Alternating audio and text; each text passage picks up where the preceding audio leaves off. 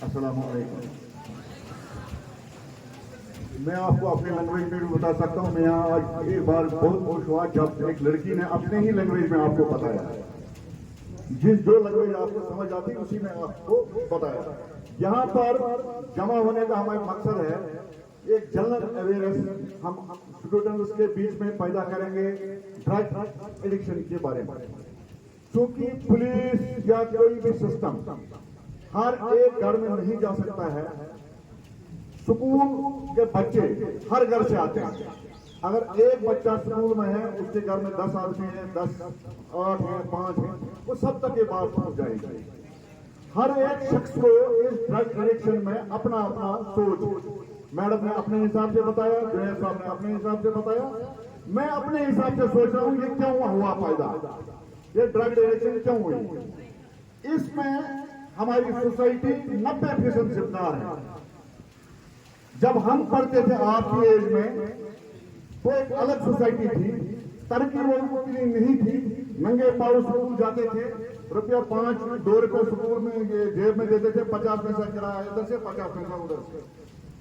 माँ बाप वहां से जब वापस आते थे पूछते थे क्या किया, क्या पढ़ा, क्या नहीं किया, कहाँ खेलने जाना है, जाओ जी आधा घंटा खेल कर जाओ, वापस आके। आजकल हालत ये है कि नेट पर रिजल्ट आता है गैजेट तो फोटो डालता है बाप, मेरे बच्चे ने जी 500 नंबर लाए। तो बेचारा दूसरा होगा जिसको 300 नंबर होंगे उसको घर वाले पकड़ते हैं, देखो उसने 500 लाए आपने नहीं लाए। हो गया कंपटीशन, वहीं से शुरू उसको टार्चर। हालांकि वो 500 वाला कहीं नहीं दिखता बाद में। जो हमारे वक्त के डॉक्टर हैं, हमारे वक्त में 50% जिस लड़के को आते हैं, ये प्रिंसिपल साहब कर रहे हैं और बाकी सीनियर कोई मेंबर होगा, वो सबसे काबिल माना जाता था। 60% किसी को आते थे एरिया में, तब जाके।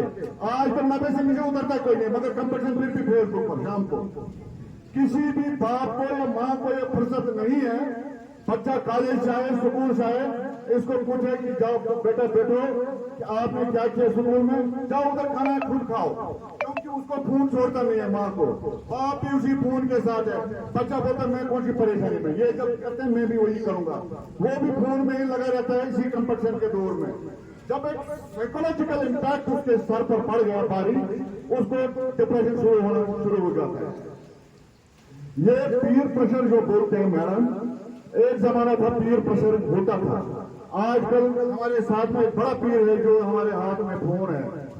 इसका गलत इस्तेमाल, सही इस्तेमाल दोनों हमारे अपने तक है। हम इसका अक्सर बेहतर गलत ही इस्तेमाल करते हैं। मैंने आपको तो भी बताया। इम्बैलेंस सोसाइटी में ऐसा हुआ है, अब लड़कियां भी ड्रग इस्तेमाल करने लगी हैं। लड़के को तो छोड़ दो, लड़कियां। क्या होता है इम्बैलेंस फिर सोसाइटी में। एक अमीर आदमी दुनिया को लूट कर, एक करप्ट अफसर दुनिया को लूट कर तमाम दौलत जमा करता है और अपनी बेटी के शादी में 2-2 करोड़ रुपया खर्चा करता है। जबकि उसके हमसायगी में एक लड़की होती है जो पढ़ी लिखी लड़की होती है, बहुत काबिल होती है, बहुत गरीब होती है, उसके साथ कोई शादी नहीं करता है। इम्बैलेंस सोसाइटी, जब तक सोसाइटी में बैलेंस नहीं होगा, एक बराबर लेवल पे पूरा नहीं हो सकता है। 50, 51, ऐसा हो सकता है, 50 बराबर नहीं हो सकता है। जब एक सोसाइटी में इखलाक की बैलेंस, पैसे की बैलेंस, हर एक चीज की बैलेंस हो जाएगी, तब ये ड्रग एडिक्शन ऑटोमेटिकली खत्म हो जाएगा। ड्रग एडिक्शन जवान थोड़ी देर के लिए, मामूली देर के लिए इंसान को अपने दिमाग को हौसला देने के लिए इस्तेमाल करता है ताकि मैं ठीक हो गया हूँ। 5 मिनट खत्म, फिर वही हालत, फिर वो और एक डोज देता है।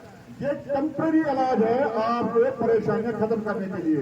जब टेम्परेरी इलाज आपने शुरू किया, ये आपकी जिंदगी का हिस्सा बन जाता है, एक परमानेंट बीमारी बन जाती है। ये परमानेंट बीमारी छोड़ देना बड़ा मुश्किल है।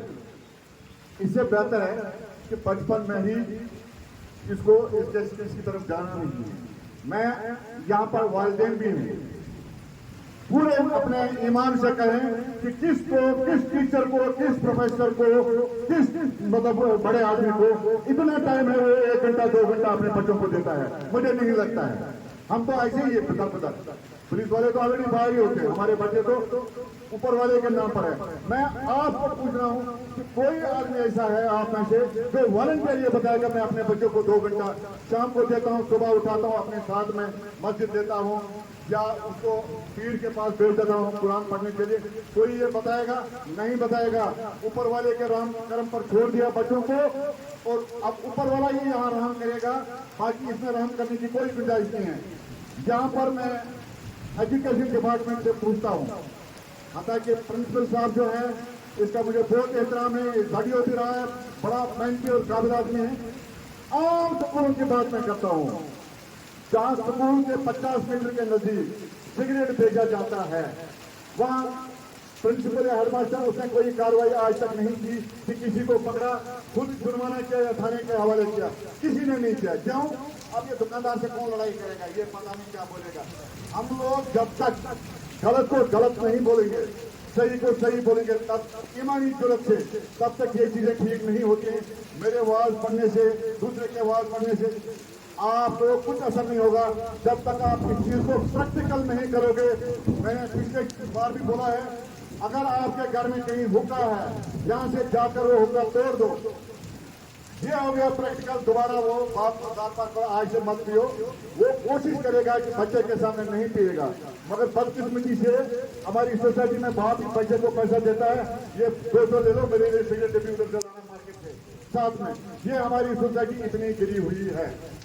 अब इसका इलाज प्रिवेंशन है।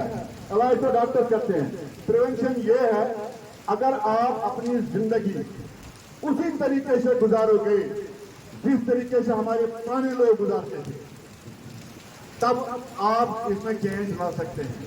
पुराने लोग सुबह सवेरे उठते थे, मस्जिद में जाते थे, पंडित लोग मंदिर में जाते थे, हम लोग मस्जिद में जाते थे, अपना अपना दीन का जो मसला है वो निपटा कर उसके बाद मौलवी साहब के पास कुरान पढ़ते थे, बच्चे छोटे बच्चे। मुझे नहीं लगता है आजकल कोई भी आदमी अपने बच्चे को कुरान पढ़ने के लिए भेजता है, बोलता है ये खुद ही सीखेगा। खुद ही कहाँ सीखेगा? जब आप वही जिंदगी इस्तेमाल करोगे, वही तरीके का, आपको इसकी जरूरत नहीं पड़ेगी। फिजिकल खेल पहले जमाने में खेलते थे बच्चे बाहर, अब अंदर खेलते हैं कमरे में चिट्ठी लगाकर। कोई ये चिट्ठी लगाए, कोई बाप ये पूछे बच्चे से कि आप चिट्ठी किससे लगाते हो? जिस माँ ने आपको पैदा किया, जो बाप आपका सब खर्चा बर्दाश्त करता है, इसको आप धोखा देने के लिए कमरे में चिट्ठी लगाते हैं। हम जनाब जबरदस्त सबक पढ़ते हैं, मगर आप क्या करते हैं वो आप जानते हैं, और हम लोग थोड़ा बहुत जानते हैं, क्योंकि हम इसी किस्म के डॉक्टर हैं, सोसाइटी के डॉक्टर हैं। वो चीजें सुधारा मत करो, अपने किताबों की तरफ ध्यान दे दो। नेट भी ठीक है, नेट का इस्तेमाल अगर सही किया जाए तो अच्छी बात है। अगर आपने गलत इस्तेमाल किया, ये ड्रग आपको छोड़ेगा मगर नेट नहीं छोड़ेगा। ये आपको रात भर जगाएगा, आपका जो दिमागी तवाज़ुन है बिगड़ जाएगा। ड्रग से ज्यादा ये मुल्क है अगर इसका भी गलत आपने इस्तेमाल किया। हर एक चीज जो ईजाद हुई है इसका अपना अपना इस्तेमाल है। अगर 24 घंटे किसी को बोलेंगे रेडियो सुनो, सुन नहीं सकता है, उसका इंटरेस्ट है। पहले जमाने में जब हम छोटे थे 7 बजे न्यूज़ लगती थी, 7:30 बजे हर एक रेडियो सुनता था कि क्या खबर बोलेंगे। आज अभी हुआ नहीं होता, आपके हाथ में होता है। जमाने ने तरक्की की, जितनी तरक्की होगी इसके साइड इफेक्ट साथ में आते हैं, साइड इफेक्ट साथ में आते हैं। उन साइड इफेक्ट से आपको बचना है। जो सोसाइटी में जितनी भी तरक्की हो जाएगी, जितनी भी मशीनों का इस्तेमाल हो जाएगा, इनका साइड इफेक्ट भी है। उस साइड इफेक्ट से आपको बचना है। असल जो इसका फायदा है वो उठाना है, गलत फायदा नहीं उठाना है।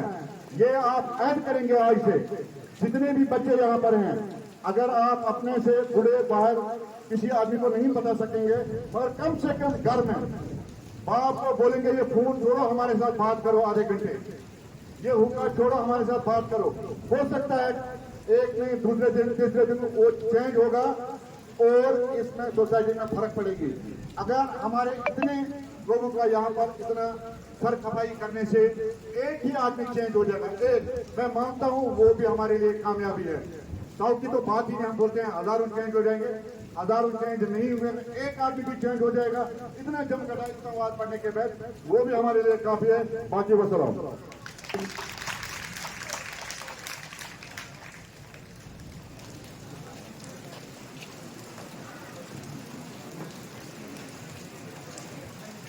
Recovery is not a destination but a lifelong journey. Thank you, SDPO Khan Sahib. For vote of thanks now, I would like to call our principal sir to come on the stage.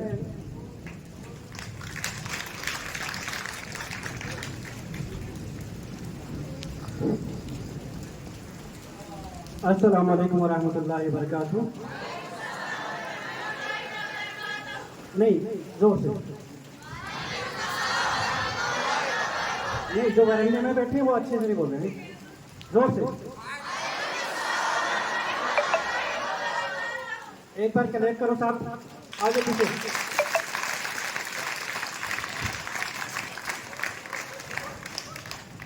एक बार फिर करो clap जोर से, ठीक है? हाँ, जाके जाके साहब जोर से बोलो, जोर से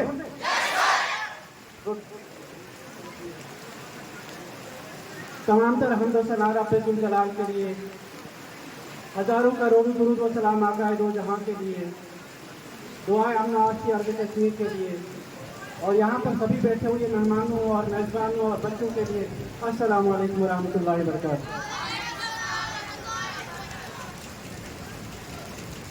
बीच में कोई बच्चा साइड साथ नहीं करेगा, गर्दन इधर उधर कोई नहीं हिलाएगा, सीधे बैठो, सीधे। क्योंकि मैं यहाँ वोट ऑफ थैंक्स के लिए खड़ा हुआ हूँ, यहाँ पर जितना आवाज पढ़ना था आप लोग के लिए और पहले हमारे लिए ड्रग्स के मुतालिक, ड्रग्स की खराबियों के मुतालिक, वो यहाँ पर जो गेस्ट स्पीकर्स थे उन्होंने बोला।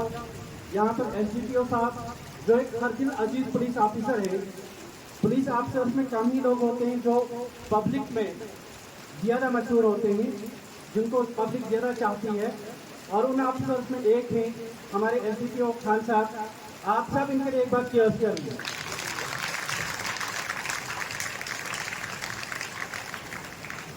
इन्होंने भी आप लोग को जो बातें कही, हमारी डॉक्टर साहिबा ने कही, हमारे गेस्ट स्पीकर दूसरे साहब थे उन्होंने कहा, एसडीपीओ साहब को कहना था लेकिन उनकी तबीयत नासाज है, वो नहीं कह सके, लेकिन जो भी बात यहाँ होगी उस पर अमल करना है।